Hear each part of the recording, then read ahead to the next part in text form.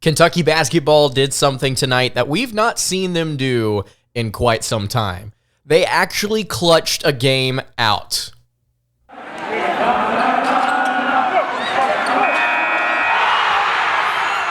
are Locked On Kentucky, your daily podcast on the Kentucky Wildcats, part of the Locked On Podcast Network, your team every day.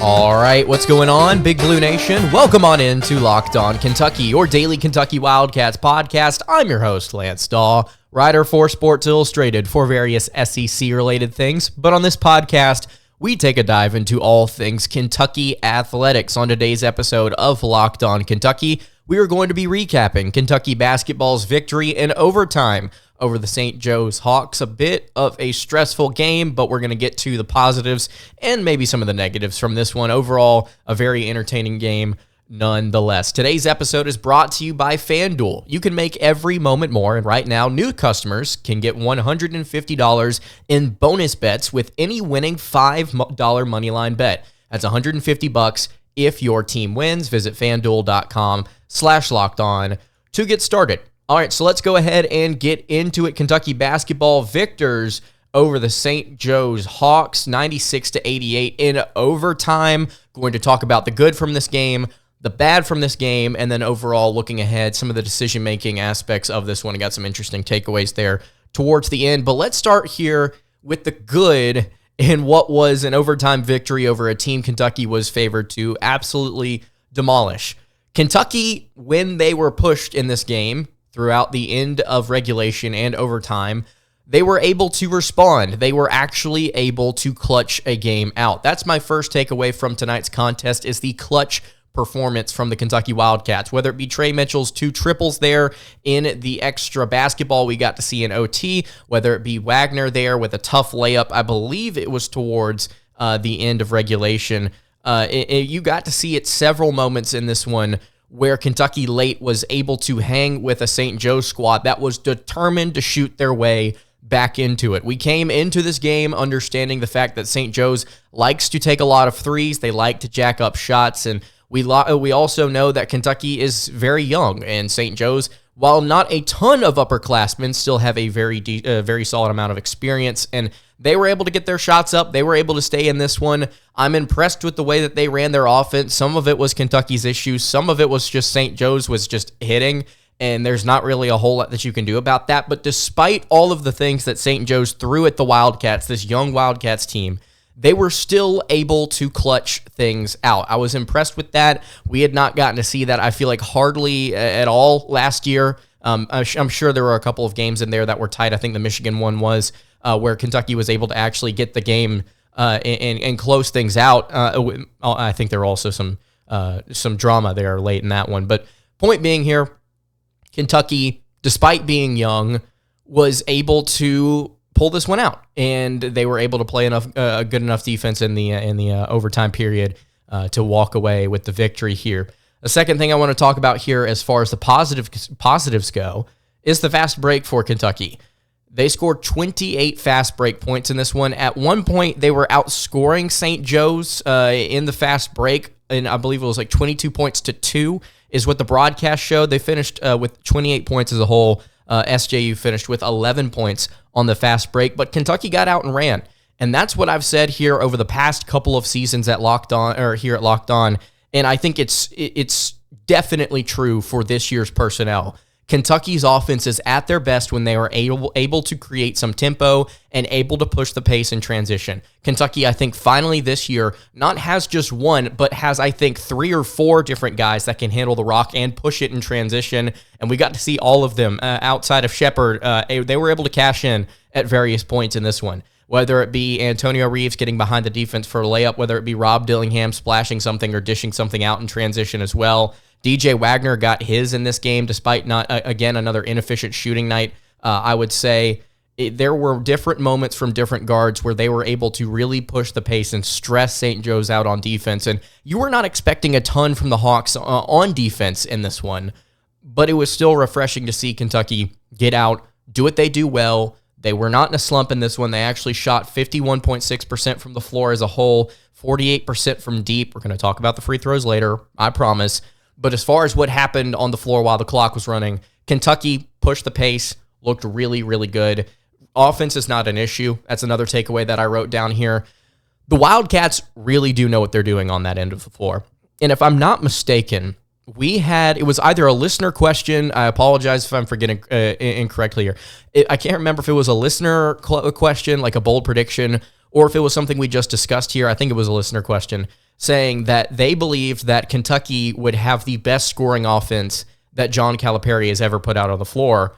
And we went through and looked at some of the other teams in the past and what their recipe was for success. They had a couple of really solid three-point shooters, but overall, it was guys that could get out and run, were really strong at the rim, and then you had to have several double-digit scores every single night. You look at the scoring in this one, Edwards with 12, Trey Mitchell with 22, Reeves with 20, Wagner with 22, Rob Dillingham with 13. I mean, with a shortened rotation like this, and I know some of you continue to harp on the fact that you don't like the fact that I say shortened rotation. You got 3 guys that you're waiting on playing. Just hold off on it. It's a short rotation relative to what we could be. But back to what I was saying, you've got several guys in double digits, 3 of them that scored over 20 points. You have to be able to get production like that if you're going to hit the mark that listener said, which was the best scoring offense Kentucky has had. Right now, they're averaging over 80. It was like 88 points per game. This 96-point performance obviously will boost that up. So Kentucky right now, they know how to score the rock. They know how to do things, albeit against some really poor competition. They still scored 84 against Kansas, though. So offense is not an issue. Kentucky was clutch. I think the fast break was also something I was very pleased with in this one. And then the individuals. Let's go ahead and get to them. The 3 that I thought were really impressive. We'll start here with Rob Dillingham. I thought that he had another very solid night. He had 13 points on 5 of 10 shooting, 2 of 3 from beyond the arc. He had 5 rebounds, 6 assists, only 1 turnover, and a steal. Just another great night for Rob Dillingham. 26 minutes for him for all of those statistics. Just another good night for Rob Dillingham. Somebody else that I thought also played really well, Trey Mitchell. Came out there, took 10 3-pointers, which I had no idea he had taken anywhere close to 10. I thought I would have said like 5 or 6 if I just based on watching it. But he took 10 3-pointers, made 4 of them, had 22 points, 7 of 15 from the floor. He had 6 rebounds, 4 assists, 4 blocks, and a steal. Mitchell played well tonight. I think overall, you have to be pleased with his performance, especially his 2 threes late.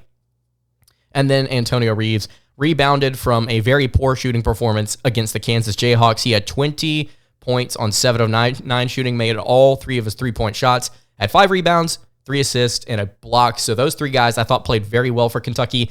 Reeves rebounding from his poor shooting performance. Mitchell getting out there, putting a lot of shots up and controlling what he could control. Rob Dillingham coming off the bench. We're going to talk about DJ Wagner later on in the show.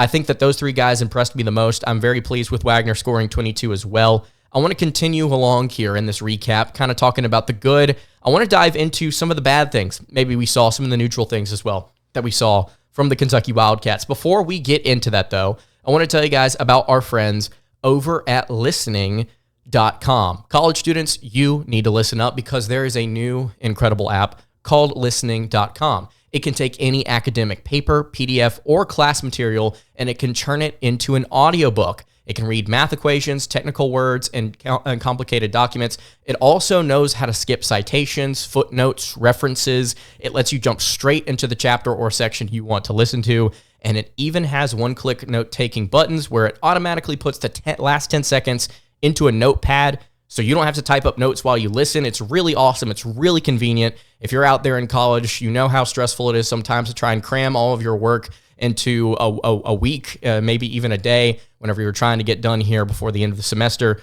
And listening.com, I think, could have you covered. If you use the link, listening.com/lockedon, you'll be able to get your first 3 weeks for free. So go ahead and give it a try. It's usually 2 weeks free, but you get an extra week free when you go to listening.com/lockedon. College students or anybody out there that wants to have their stuff broken down into an audiobook, I would highly encourage you guys to go check it out. One more time, listening.com/lockedon.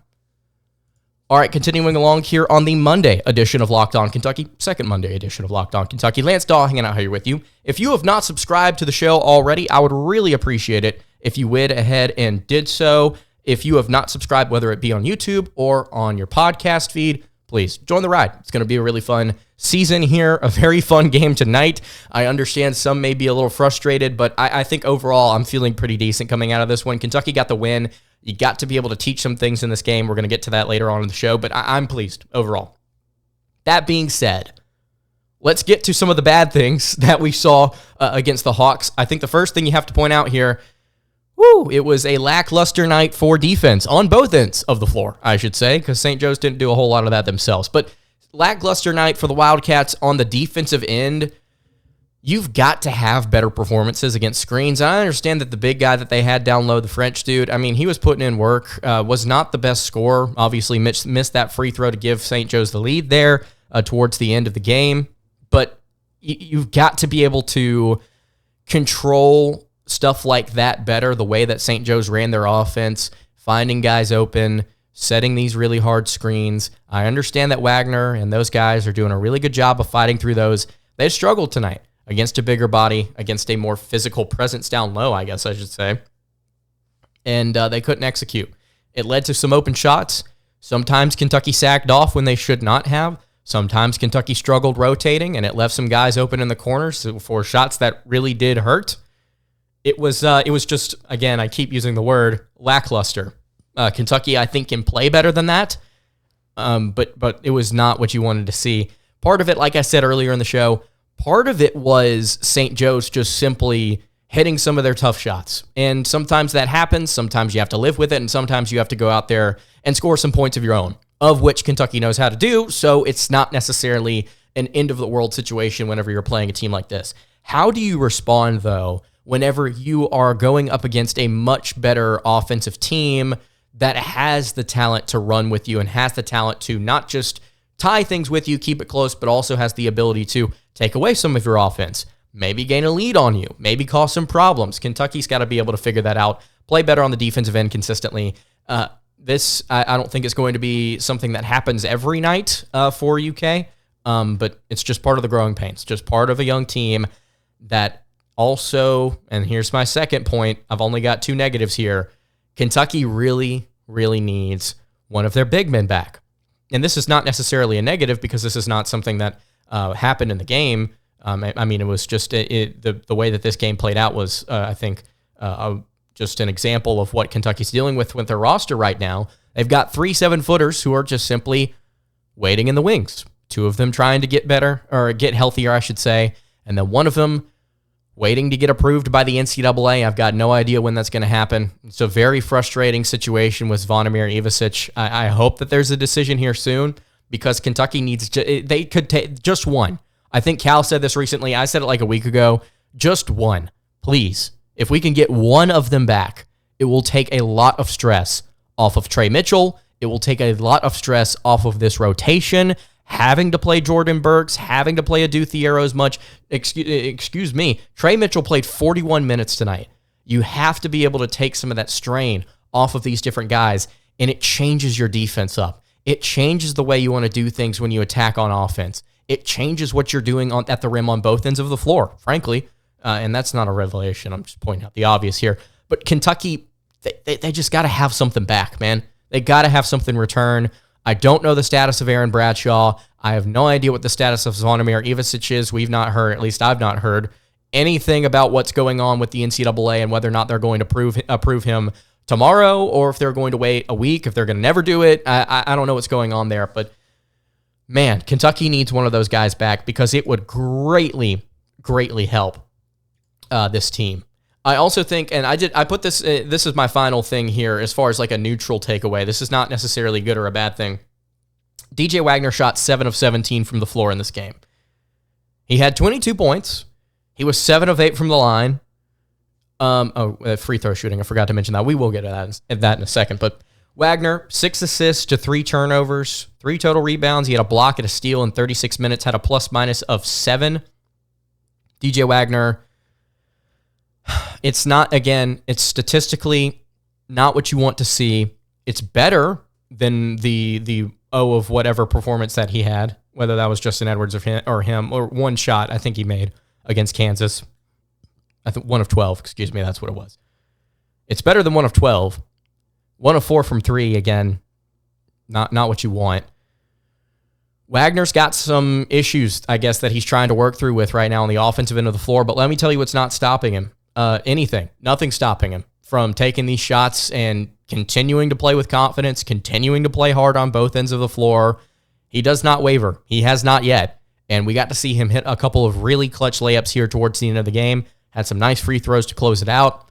I'm proud of what he's doing right now, fighting through it and still continuing to play very well in all other aspects of the game. He played well in the second half, and on the way to closing this one out, he played well. So Kentucky, I think they've got something here at their starting point guard spot. Like I said in my previous show, do I think it's time for Kentucky to make a switch at point guard? No. Do I think it's time for them to maybe evaluate how they distribute their minutes? Maybe, if this continues with Wagner. But, 7 of 17, 22 points, and you also have 6 assists to go along with that. You had some clutch shots, some good defense. I don't think there's any reason to complain here. Now, this is not something where we're going to ride a roller coaster and sit here next game after Wagner goes 3 of 7, or 3 of 10, 3 of 9 from the floor, and we sit here and go, well, he's got to be pulled from the starting lineup, and we're not going to do that. We're not going to go up and down here. But I think that Wagner will get better. I said that previously. I think he's got the ability to play better, and maybe this is a step in the right direction for him. At least I hope it is. A couple of other notes here. What am I missing possibly? I think that the free throw, that's what it is. Free throw shooting. The free throw shooting's got to improve. Holy cow, Kentucky, you shot 38% from the line in the second half. Make your free throws, and this will not happen. You will not go to overtime.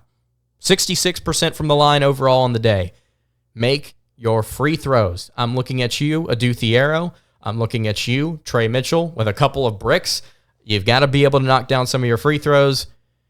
Kentucky's got guys that can do that, but some of the ones that were taking a decent amount of free throws, at least those two, not phenomenal from the line. You got to see better than that. All right, we're going to wrap things up here in just a second, talk about the decision-making in this one, maybe a couple more positives that I skipped on.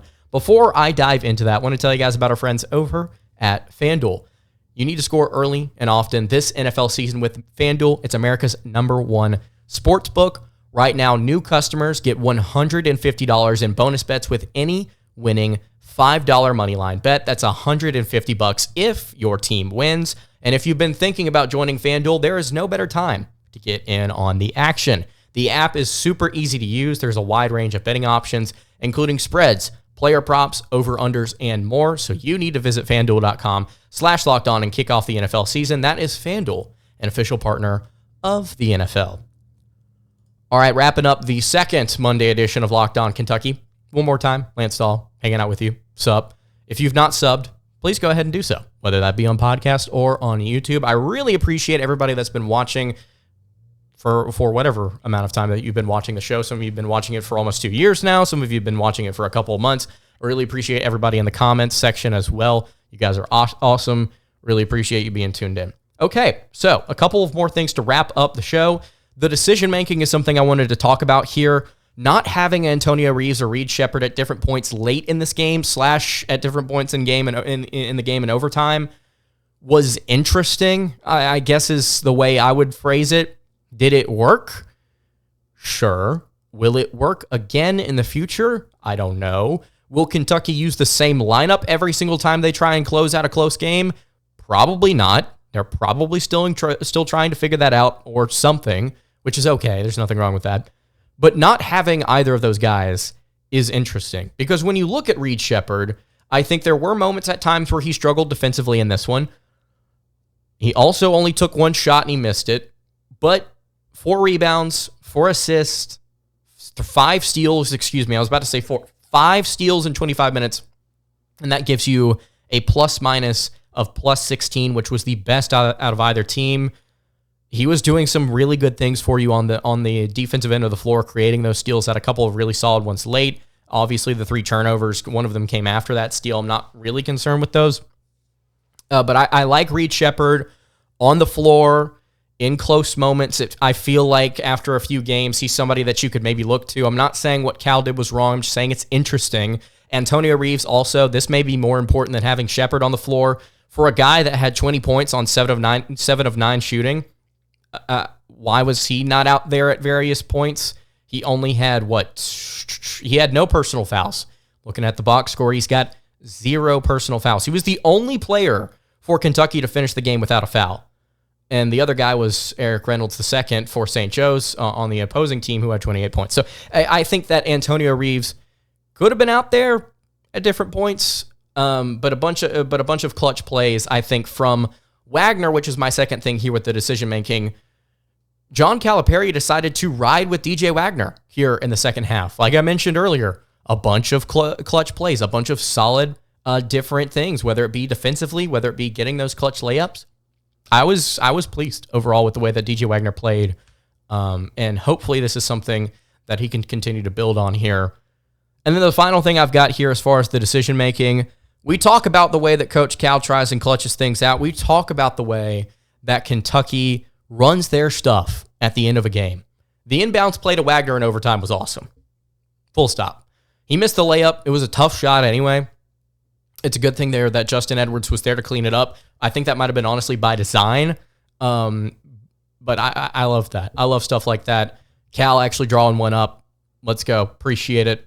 Good job by Cal to actually to draw something up there. I was pleased with it. So if you've got any thoughts on Kentucky basketball's victory in overtime over St. Joe's, you can leave that in the YouTube comments below, or you can hit me on the socials. And that's going to do it for today's episode of Locked On Kentucky. You can follow the show on Twitter at LockedOnUK. You can follow me on Twitter at LanceDawe_, and you can follow the show over on Instagram. That is at Kentucky Podcast. Any questions, comments, concerns, leave them in the YouTube comments below. Hit me on the socials. I will see you all tomorrow for another episode of Locked On Kentucky. Have a great rest of your day, and God bless.